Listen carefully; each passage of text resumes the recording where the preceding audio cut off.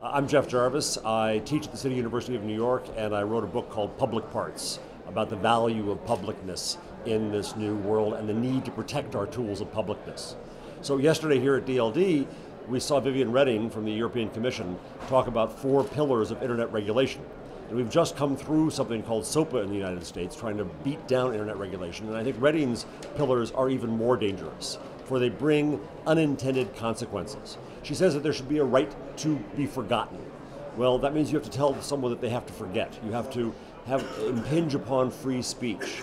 If you say that you tell me that I write about you and I can't do that, that affects my free speech. She talks about privacy by default. Well, that sounds good, but then if that were the law, then services like Flickr, which make photos public, never would have happened.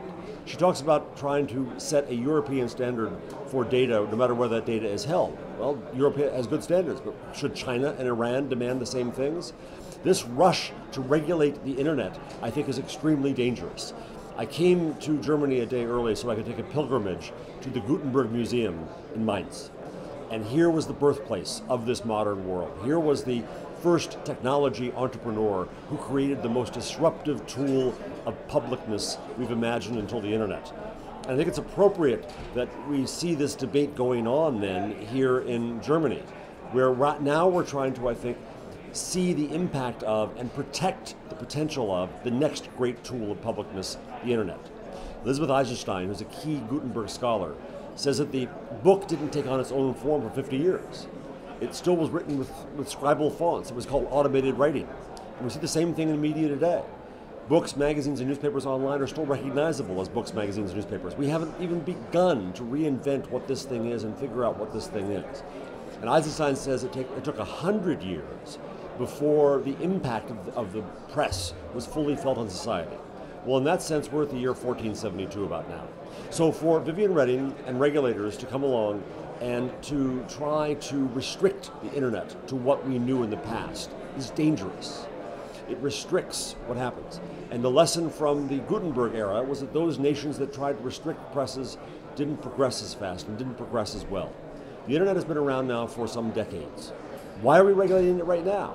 Because it is more of a force for change. It is a force for disruption, and that frightens authorities in government, in media, in corporations, and other institutions. But at the same time, we see the Arab Spring this year. We see it this last year. We see Occupy Wall Street.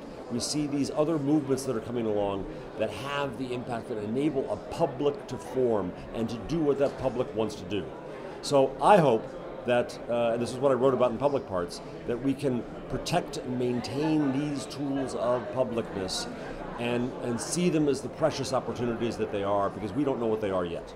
So I think the fight we just had over SOPA in the US, which was an effort to regulate the internet and to provide hooks so government and companies could turn off sites, proves a few things. One is that we can't just protect the interests of legacy companies that are challenged by disruption and change, and that's part of what's going on with SOPA. 2 is that I don't think we've really dealt with the question of the real harm here and the real danger that comes to copyright violation when it has an impact on freedom of speech and freedom of expression. But 3, of course, is that we saw the internet finally emerge as a public in its own right, and it emerged as a political force in the world.